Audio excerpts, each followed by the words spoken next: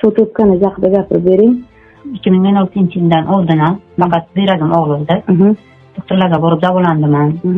Natija bo'lmadi. Faqat ishlar edim, ishdan rashod qildim. O'zi og'ir narsa ko'tarib bilmasdim, pochkam og'rirdi.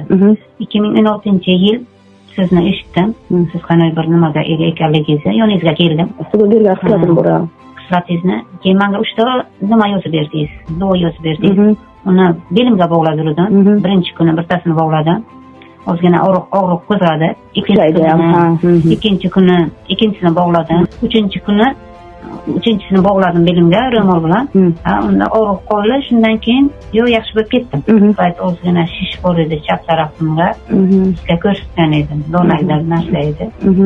O'shani siz nima qo'lingiz bilan nima qilgan edingiz? Yaxshi bo'lib ketdi, lekin hozir yo'q.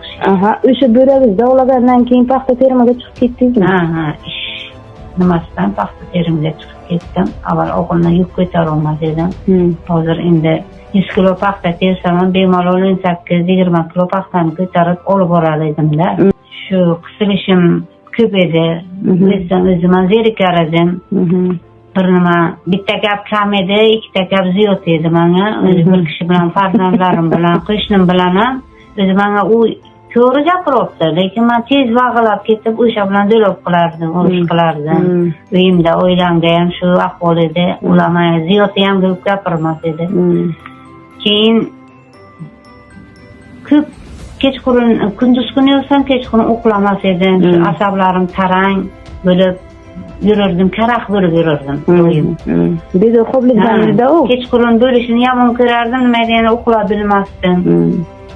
Keyin sizni yoningizga kelganimizda menga siz birta tumorcha yozib berdingiz. Bo'shingizdagi qo'yib yoting. Yaxshi yezingiz yengil tortasiz, ana shu men yozib berganman degandan keyin men uni addini yastig'im bor edi, o'shanda qo'yib yotdim. Yotganimdan keyin gaplar to'g'risini aytish kerak, mana uxlashlarim ham yaxshi bo'ldi.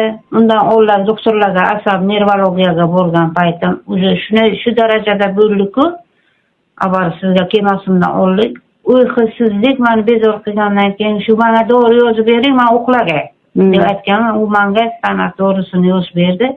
Meni karaxt qilib tashladi. Xuddi nimalar lanch qilib, hech gap yoqmaydi. U o'zi yana o'sha ham menga ta'sir qilmadi. Keyin sizga kelganimga, siz menga duo yozib berganingizga, u yastig'imni tagiga qo'ygan paytim nervlarim ham spokойно bo'ldi. Qo'shnilarimga chiqsam tush ko'rardim deyaydi, men aytaydim, qanday tush ko'rsa kerak, nima uchun men tush ko'rmayman? Oldin dedi. Oldin, endi u uyqusizlik bo'lgandan keyin tush ham o'ziga yarasha bo'lar, yaxshi ko'rmasa, agar o'sha paytda men tush ko'raydim, men eslab ham bilmas edim. Keyin nima bo'ldi? Qobiliyatingiz? Keyin shuni nima bo'lgandan keyin uxlashim ham yaxshi bo'ldi, tush ko'rishim ham yaxshi bo'ldi, eslash qobiliyatim ham yaxshi bo'ldi. Tushimni ertalab aniq aytib bilayotgan bo'ldim-da, shu darajada meni xotiram tik bo'ldi. Shu oyoqlarimda harakat yo'q edi, faqat dag'dag'a qilar edi. Bu bo'g'imlar og'rir edi oyog'im. Xuddi bir kishi nima qilgandek og'rirdi. Yoningizga kelib shuni bo'limman, meni oyog'im nima madori yo'g'an, bo'g'imlar og'rirdi. Cho'loq yurganingizni ko'rganman. Bitta oyog'ingiz batshi bosolmas.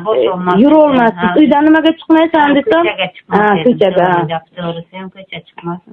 Keyin kelib mana shu qo'llarimni, bellarimni, orqa shonalarimni shuni nima o'qib qilganingizdan keyin hozir yaxshiman. Hozir o'zim nimaga ishlayman, suvga.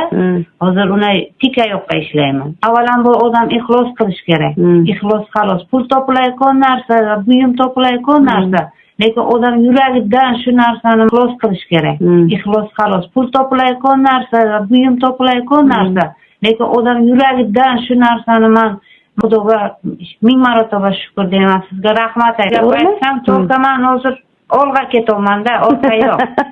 Xudoga 1000 marotaba. Xudoga shukr. Olg'a, orqaga yo'q. Xudoga shukr.